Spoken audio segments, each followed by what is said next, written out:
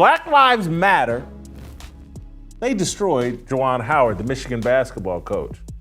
The movement loosed a poisonous and volatile racial animus and victim mentality within one of the best young athletes I ever covered as a sports writer. In case you thought he couldn't fearmonger and stoop any lower, Jason Whitlock says, watch this. In 2019, when his alma mater named him head coach of the Wolverines, no one who followed Howard's career would predict that his lack of emotional control and anger towards white men would potentially wreck his coaching career. That's right. Whitlock found a way to push an anti-Black Lives Matter message to drive home a point that does not require it as such, let alone in the same hemisphere as such. It doesn't matter the community, white, black, whatever. Let's remember this, because Whitlock is going to proceed further. Just bookmark it. In December of 22, just a small incident. Here's Juwan getting into it with a referee. Now again, white referee here, Juwan Howard getting into it. His players are having to restrain him and pull him back. Mark Turgeon, little white dude, he gets into it with. Greg Gard, head coach of Wisconsin, little white dude, he gets into it with. The coach, the assistant coach that he struck at Wisconsin, white dude. The jokes write themselves. The next part, though, horrifying. Juwan Howard, if he were a former football player at any level, he played football at pee-wee level, let alone the NFL level, everybody in the media would claim he's suffering from CTE. But since he's a basketball player, no one says anything. Everyone, this is normal, or this isn't a big deal, or they make excuses, or it's racism, or whatever. Juwan Howard isn't suffering from CTE. He never played football, he didn't play soccer. He's suffering from BLM.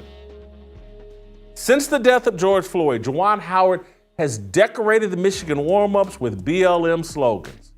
Say their names and all this other garbage. He's been one of the most outspoken proponents of Black Lives Matter. He's not alone. The BLM disease is rampant among black people. It's a mindset that says all black problems are rooted in the existence of white people and white authority. When Juwan Howard loses a game, he's been programmed to believe white people cost him the points he needed to win. It's white derangement syndrome. Guys, this is Looney Tunes. To pivot in this way is predictable yet still utterly stupid. And Whitlock knows it because his career is holding on to dear life with Glenn Beck. Yeah, Glenn Beck as his boss. White derangement syndrome is a mass psychosis crippling black men. I've watched it with my own eyes destroy Juwan Howard. Why is Juwan Howard so angry? White derangement syndrome. It requires black people to ingest and spew racial animus. That animus drives you insane and takes a toll on your physical health. Howard is an elite athlete who needed heart surgery at 50. Anger is unhealthy. So is a constant feeling of dependence. Since the rise of social media, black people have been programmed to view the world through the lens of race. It's called being woke. And there it is. Desperation is what we call this. One quote that rings true from a man Whitlock is this: desperation is unsustainable. He would then fire off this tweet: as a person, Juwan Howard was one of the best young athletes I ever covered. Didn't see him turning into this angry person with little emotional control. He has the BLM victim mentality, and the replies were as follows. Funny, when a white coach does it, he's passionate. When a black coach does it, even some of our own skin folks try to pander it to bring us down. But keep tap dancing, they'll only like you as long as you continue, wrote Micah. Mixed by Nick added, man, your voice isn't one that's needed. If another coach was mad at a bad call and went off, you would say they're fired up. Kevin wrote, once again, you are doing too much. That last part was totally unnecessary. But you got what you were looking for, I guess, engagement. You are better than this, though. No, he's not. And Paul chimed in, really? Hubert Davis was literally throwing a massive tantrum for 5 minutes during the first half. Not a peep about it from you. Agenda much? No credibility here as you apply egregiously desperate standards. During the same game, Davis's sideline tantrum lasted much longer, and from Anthony. Jason, why did you go there so Juwan has the BLM victim mentality? Then you must be calling out Tom Izzo to your statement. Doesn't make sense. There is just so much to debunk here. The theme, though, with Jason Whitlock is, look at me, conservatives. I'm the good one. They're the bad one. Come to me. And it is the easiest trick in the book. Over and over again, they fall for it. And more importantly, there is always a lane for this. Always. No matter what. What hurts Whitlock the most is not that he's lonely. Not that he advocates for the nuclear family and doesn't have kids. Not that he doesn't have a wife. It is that he was somehow given the keys to Black Grantland.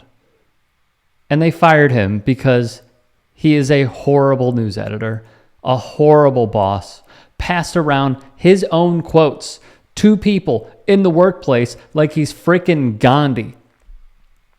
I remember when he did a sit-down debate with Roland Martin, and he kept saying, oh, I don't want to get into the weeds of criminal justice reform and Black Lives Matter. I'm a sports writer, Roland.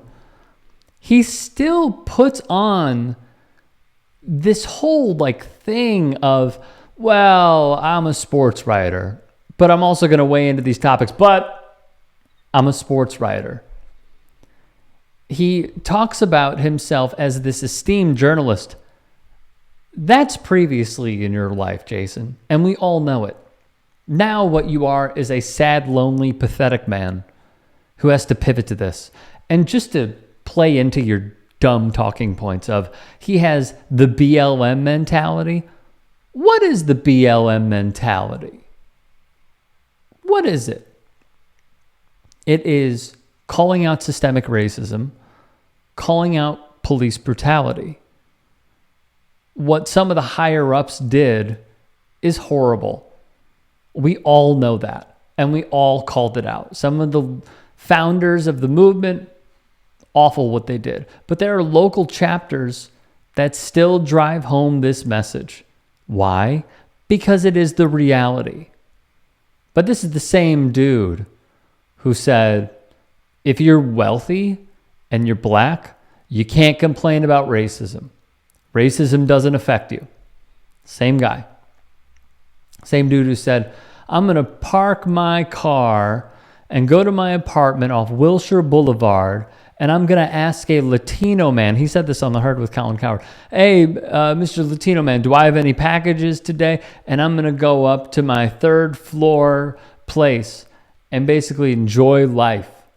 Why? Because Fox Sports 1 and Fox Sports were paying him to be this guy. Because it benefits him. To do this benefits him. I guess I'm just curious, since we're making an example out of Juwan Howard and saying he has the BLM mentality, when really he just hasn't been a phenomenal coach, is what you can say. The tweets speak for themselves. If a white coach gets passionate, if he throws a fit, what is it? Fiery. Oh, look at, he just respects the game so much. I wonder what Jason Whitlock would say about that. I wonder what he would. Some of the actions of Juwan Howard, no excuses whatsoever, but it's not the BLM mentality. Let me ask you this. The man who Whitlock clearly hates, is LeBron James. LeBron James, did he have the BLM mentality when he won the NBA championship? He was advocating for the movement. What about Damian Lillard?